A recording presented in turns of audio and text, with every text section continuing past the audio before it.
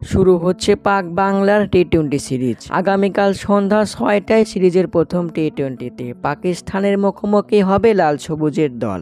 দেশের ঘরের মাটিতে পাকিস্তানকে বাংলা ওয়াশ করতে না পারলেও সিরিজ জিততে আশাবাদী বাংলাদেশ। প্রথম টি-20তে টাইগারদের সম্ভাব্য একাদশ, যারা থাকছে শতভাগ নিশ্চিত। ওপেনিংয়ে নামবে তানজিদ তামিম ও পারভেজ ইমন, 3-এ নামবে লিটন দাস, 4-এ নামবে তাওহিদ হৃদয়, 5-এ নামবে শামীম পাটোয়ারি, 6-এ নামবে জাকির আলী অনিক, 7-এ নামবে শেখ মেহেদী। শ্রীলঙ্কার বিপক্ষে শেষ টি-20তে দুর্দান্ত পারফর্ম করায় মিরাজের পরিবর্তে সম্ভবত শেখ মেহেদীকেই রাখবে একাদশে।